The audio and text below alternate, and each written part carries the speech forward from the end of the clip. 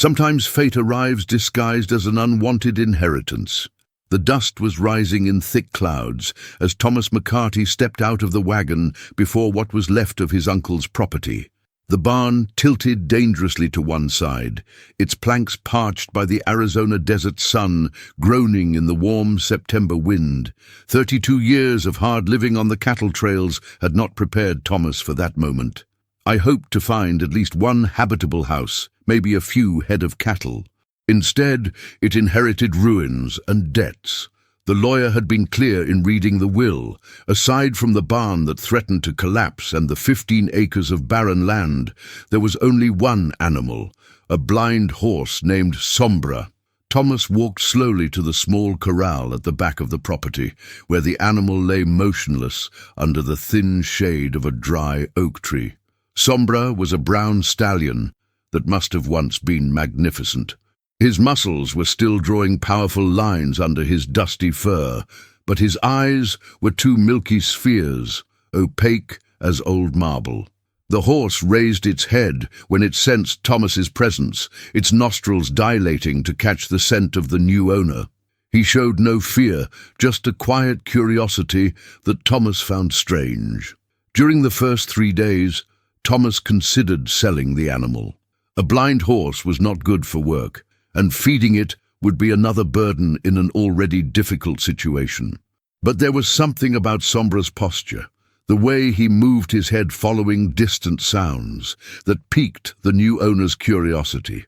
The horse seemed to know every inch of that land better than any seer. On the morning of the 4th day, while Thomas was repairing what he could of the barn, Sombra began to act strangely. The animal walked in circles in the corral, huffing quietly and beating its hooves on the parched ground. He seemed restless, as if something was deeply bothering him. Thomas stopped hammering the planks and watched. The horse made his way to the fence on the east side, where he stood still, with his ears erect, turned to something that only he could perceive. Curiosity overcame distrust. Thomas opened the gate of the corral and watched Sombra leave slowly, but with definite purpose. The horse did not run. He walked with the security of someone who knows every stone and every hole in the land. Thomas followed him on foot, keeping a respectful distance, while Sombra headed for a rocky elevation about half a mile from the property. The sun was high when they arrived at the scene. Sombra stopped in front of a formation of stones that seemed no different from so many others scattered throughout the desert. But the horse stood there, motionless, as if waiting for Thomas to understand something important. The wind blew between the rocks, producing a low and constant sound, almost musical. Thomas looked around, trying to understand what had caught the animal's attention. It was then that he noticed.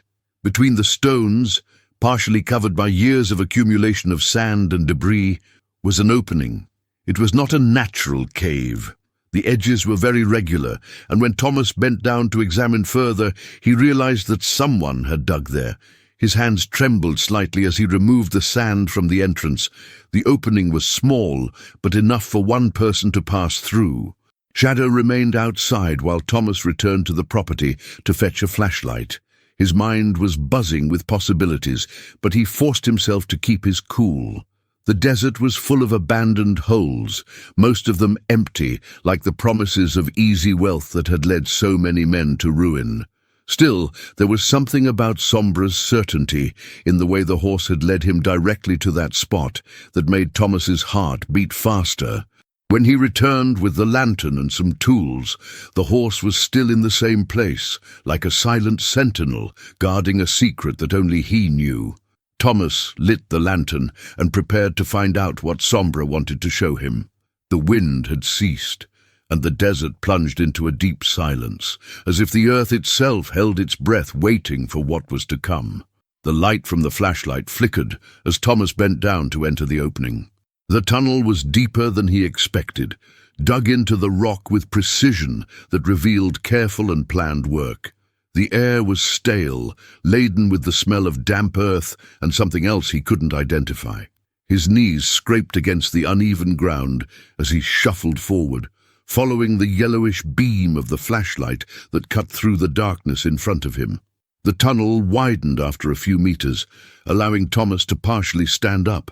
The walls bore pickaxe marks, deep grooves that told the story of someone who had worked there with desperate determination. Pieces of rotting wood strewn across the floor suggested that the site had already been shored up, but time had consumed any support structure that might have existed. Thomas moved slowly, testing every step. The flashlight illuminated something that made his heart race. On the ground, partially buried under loose gravel, a metallic object gleamed. He bent down and picked it up with trembling fingers. It was a gold nugget the size of a walnut, heavy and cold to the touch. Its jagged surface captured and reflected the light of the lantern into golden facets that danced in the darkness. The tunnel continued to go deeper into the rock. Thomas put the nugget in his pocket and moved on, now with his heart pounding in his chest. With each step, he found more evidence of what this place had been. Rusty tools abandoned in the corners, pieces of rotten rope, and more nuggets scattered on the floor, like crumbs left by someone who left in a hurry. The lantern began to weaken as Thomas reached the end of the tunnel. There, the excavation opened into a small chamber, but tall enough for him to stand, and it was in this chamber that he discovered the true secret that Sombra had kept for so long. On the back wall, a vein of quartz ran through the rock from top to bottom, and embedded in the quartz, shining even in the dim light of the lantern, was more gold than Thomas had seen in all his life. His legs trembled, and he leaned against the wall to keep from falling. The vein was thick, easily visible, and extended beyond what the light could reach. Someone had begun extracting the precious metal, evidenced by the jagged holes in the rock and the abandoned tools on the floor of the chamber. But for some reason, the work had come to an abrupt halt. Thomas stood there for several minutes, trying to process what he was seeing. His rational mind struggled with the growing excitement. Gold was always a dangerous promise in the desert. He had seen men go mad with golden fever, families destroyed because of riches that never reached their hands. But here he was, facing a real, tangible fortune, waiting to be extracted. The lantern finally went out, plunging Thomas into complete darkness. He groped his way up the wall until he found his way back, moving slowly and carefully through the absolute darkness. The tunnel seemed longer on the way back, each step an eternity, as his hands followed the rough wall toward the distant opening that began to appear as a dim point of light. When he finally emerged from the tunnel, the midday sun temporarily blinded him. Sombra was still there, standing in the same place, as if he had waited patiently for his master's return. The horse turned its head in Thomas's direction when it heard him come out of the opening, and for a moment Thomas swore he saw something like satisfaction in the animal's posture. Thomas sat on a nearby rock, still panting from the discovery and the walk back. He took the nugget out of his pocket and examined it in the sunlight. There was no doubt. It was pure gold, probably over 20 carats. His hands were still trembling as he put the nugget away again, and his eyes turned to Sombra. The blind horse had known that secret all along. Somehow, even without seeing, he knew exactly where the abandoned mine was. Thomas began to understand that his uncle must have discovered gold, but for some reason he never got around to extracting it completely. And Sombra, a faithful companion, had kept the secret even after the old man's death. As they walked back to the property, Thomas felt the weight of the nugget in his pocket and the even greater weight of the responsibility he had just inherited. The desert was full of dangers for a man with gold, and he knew he would need to be very careful about his next steps. But for the first time since he had arrived in this arid land, Thomas felt something he hadn't experienced in years: hope. Sombra walked beside him with his usual confidence, and Thomas realized that the blind horse saw much more than anyone could have imagined. Together, they had discovered a secret that could change everything. Now it remained to find out why this secret had remained buried for so long. The next 3 days transformed Thomas into a different man. During the day, he pretended to repair the barn and take care of the property as any new owner would. But his nights were devoted to digging in the mine, working by the light of lanterns, while Sombra stood guard outside. The horse had developed its own warning system, huffing quietly whenever it heard any suspicious sound in the vicinity. Thomas quickly found out why his uncle had quit work at the mine. The vein of gold was rich, but the surrounding rock was unstable. Several times during the excavation, rocks came loose from the ceiling, and only his experience in silver mines in Colorado saved him from serious accidents. The work was dangerous, required extreme care, and most importantly, it could not be done alone for long. On the morning of the fourth day, as Thomas examined the nuggets he had extracted during the previous night, Sombra began to show signs of agitation. The horse walked restlessly in the corral, its ears constantly moving as if picking up distant sounds. Thomas stopped counting the gold and paid attention. In the distance, almost imperceptible at first, came the sound of approaching hooves. Thomas quickly hid the nuggets in a can, buried under a loose plank of the barn, and went out to greet the visitors. They were 3 men mounted on horses sweated by the ride under the strong sun. The one ahead was tall and thin, with scars that cut his face from his forehead to his chin. His name was Jake Morrison, and Thomas recognized him immediately. Morrison had a reputation for being a dangerous man, known for forcibly seizing property from lone miners. Morrison dismounted slowly, his eyes scanning the property with calculated interest. His 2 companions remained mounted, hands resting next to their weapons. The tension in the air was palpable, and Thomas felt the familiar sense of danger he had learned to recognize in his years on the trails.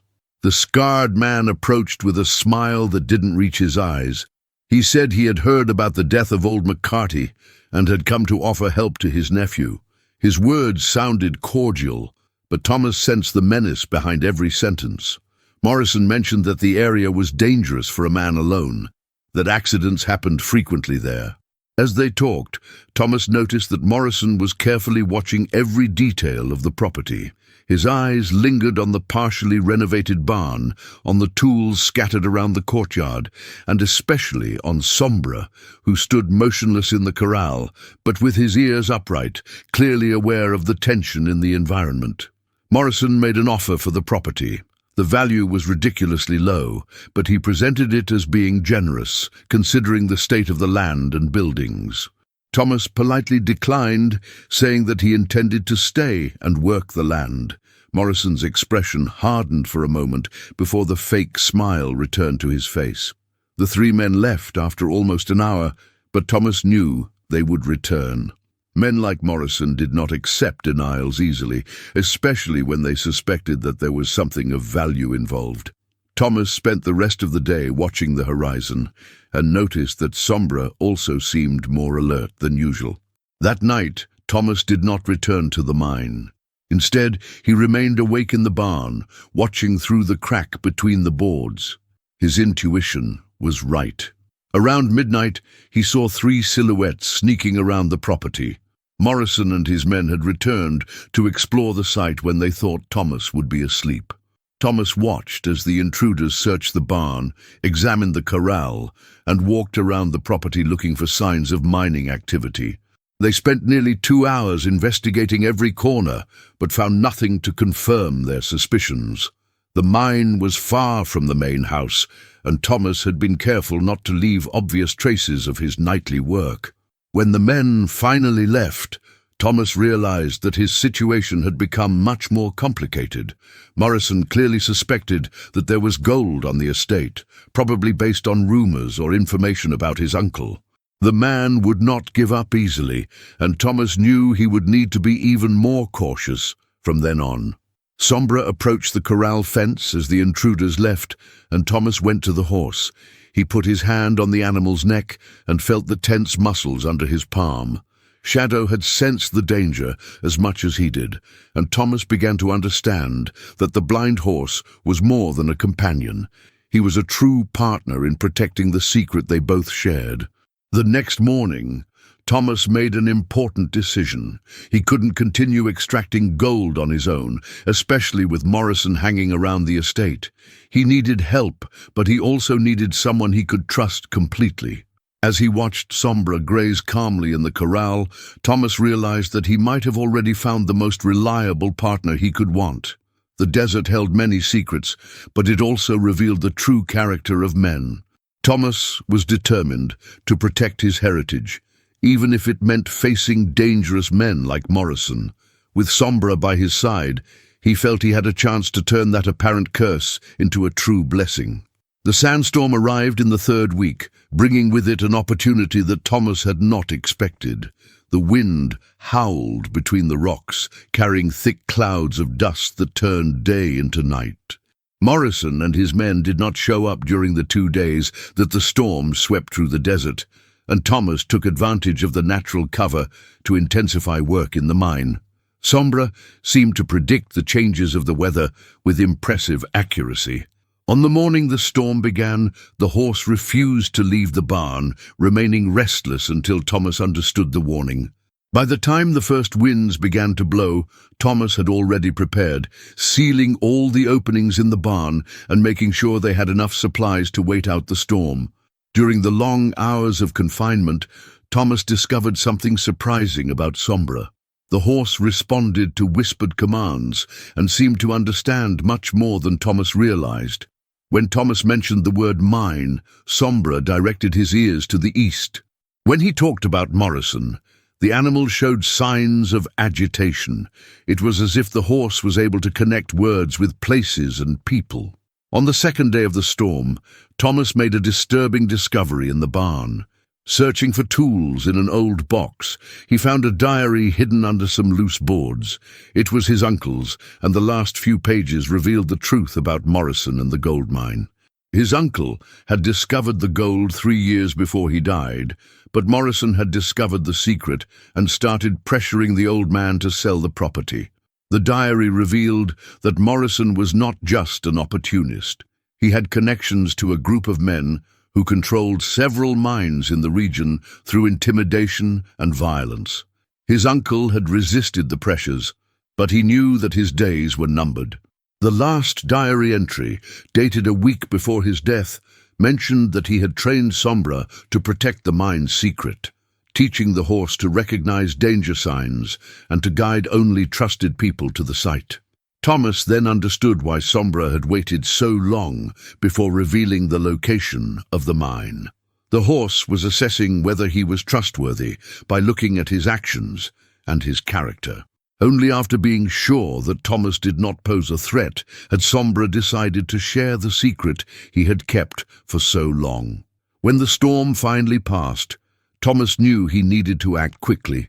Morrison would return, probably with more men, and it would only be a matter of time before they discovered the mine.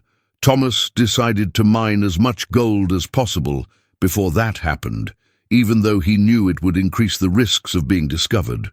For 3 consecutive nights, Thomas worked in the mine with desperate intensity. Shadow stood guard, and several times during the night alerted Thomas to suspicious noises in the vicinity. The horse had developed a system of subtle signals, moving its ears in specific ways to indicate different types of threat. By the 4th morning, Thomas had mined enough gold to ensure his financial independence for the rest of his life. But I knew I couldn't go on much longer. The mine was becoming more unstable with each working day, and the signs of activity were beginning to become too evident to go unnoticed. It was then that Sombra did something unexpected. The horse headed to the entrance of the mine and began to beat its hooves on the ground insistently. Thomas initially thought it was another warning about danger, but realized that Sombra was trying to communicate something different. The horse pulled away from the entrance and headed for a nearby rock formation, where it remained stationary, as it had done the first time it took Thomas to the mine. Following Sombra, Thomas discovered a second entrance to the tunnel system. This was better hidden, protected by stones that seemed to have been carefully arranged to camouflage the opening. It was an escape route that his uncle had prepared, anticipating that one day he might need to abandon the main mine quickly. The discovery completely changed Thomas's plans. With 2 entries, he could continue the work even if Morrison discovered the first. More importantly, he now had an emergency exit in case he was caught during the mine. Sombra had once again proven himself to be an invaluable partner, keeper of life-saving secrets. That afternoon, when Morrison and his men returned, Thomas was prepared. He watched from the barn window as they searched the property once more, but this time with less subtlety. Morrison was losing his temper, and Thomas knew that head-to-head was approaching. Sombra remained calm during the visit, but Thomas noticed that the horse positioned itself strategically in the corral, from where it could monitor both the house and the direction of the mine. It was as if the animal was coordinating its own surveillance operation, anticipating movements and preparing for any eventuality. When the men left at dusk, Morrison stopped near the corral where Sombra was. The scarred man watched the horse for several minutes, as if trying to decipher some mystery. Thomas held his breath when he saw Morrison get even closer to the fence, but Sombra remained motionless, revealing nothing through his posture. The tension in the air was almost palpable as Morrison finally mounted and set off with his men. Thomas knew he had passed a test, but he also knew that the next meeting would be different. Morrison was losing his temper, and impatient men were making dangerous mistakes. Thomas needed to be prepared for what would come next, and with Sombra by his side, he felt he had a chance of surviving what promised to be the final confrontation. The final confrontation came on an October morning, when the sun had not yet fully risen. Thomas woke up to Sombra huffing and puffing insistently outside the barn. The horse had developed different tones of warning, and this was the most urgent of all. Thomas took his shotgun and positioned himself in a crack between the planks, observing the landscape still plunged into the dim light of dawn. Morrison had brought 6 men this time. They arrived quietly, leaving the horses away from the property and approaching on foot. Thomas realized that they did not come to negotiate or investigate. They came to take the property by force, probably after eliminating any resistance they might encounter. The patience of the scarred man had come to an end. Thomas watched the men position themselves around the property in a planned formation. Morrison had clearly studied the terrain and prepared a strategy to surround any escape attempt, but he didn't know the secret Thomas and Sombra shared. The horse remained calm in the corral, but Thomas noticed that he had positioned himself near the gate, ready to act when necessary. By the time Morrison finally approached the barn to give the ultimatum, Thomas had already made his decision. He did not wait for the threats or the false offers of negotiation. He opened the gate of the corral and whispered a single word to Sombra: Mina. The horse reacted immediately, leaving the corral and heading not to the main entrance to the mine, but to the secret escape route they had discovered. Thomas followed Sombra, keeping crouched and using the rock formations as cover. Morrison's men noticed the movement, but were caught off guard by the speed with which Thomas disappeared between the stones. Screams echoed in the silent morning as Morrison ordered his men to chase them. The chase through the rocky terrain favored those who knew every rock and every hole. Sombra moved with absolute safety, guiding Thomas along paths that even he didn't know existed.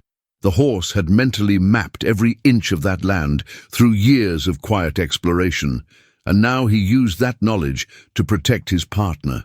When they reached the secret entrance to the mine, Thomas had a desperate but brilliant idea. Instead of hiding in the mine, he would use it as a trap.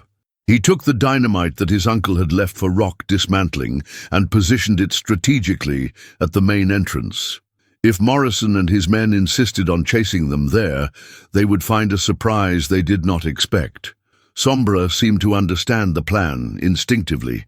The horse positioned himself on a rocky ridge from where he could monitor both entrances to the mine, serving as a sentry while Thomas set his trap. The sounds of chase were approaching, voices shouting orders and stones rolling under heavy boots. Morrison appeared first at the main entrance to the mine, his scar gleaming with sweat in the morning sun. His eyes sparkled with triumph when he saw the opening, thinking he had finally discovered the secret he was looking for. He motioned for his men to come closer, and Thomas could see the greed on each of their faces.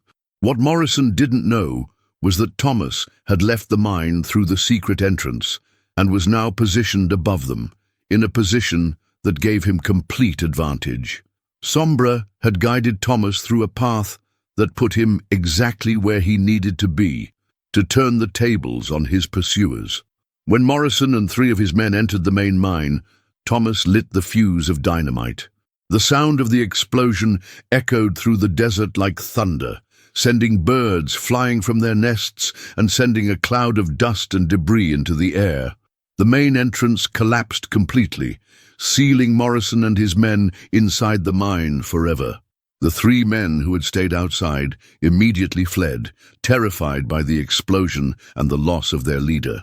Thomas watched them gallop away, knowing that they would carry the news of what had happened and that no one else would come looking for gold on that property anytime soon. Sombra descended from the rocky elevation and approached Thomas, who was still trembling from the intensity of the confrontation. Thomas put his hand on the horse's neck, feeling the muscles relax under his palm. Together, they had faced and overcome a threat that could have destroyed everything they had built. In the months that followed, Thomas turned his unexpected inheritance into a thriving mining operation. He used only the secret entrance, extracting enough gold to live comfortably without drawing unnecessary attention. The barn was rebuilt and became a respectable house, and Sombra gained a verdant pasture where he could rest in the shade of trees that Thomas had planted especially for him. The partnership between man and blind horse deepened over time. Thomas learned to completely trust Sombra's instincts, and the horse remained the silent keeper of the secrets that only they shared. Occasional visitors saw only a lone rancher and his pet horse, unsuspecting of the wealth hidden in the rocks or the extraordinary intelligence of the animal that had made it all possible. The desert had kept its secrets for decades, waiting for the right moment to reveal them. Thomas had inherited more than land and an old animal. He had inherited a lesson about trust, loyalty, and the wisdom that can come even from those who can't see with their eyes.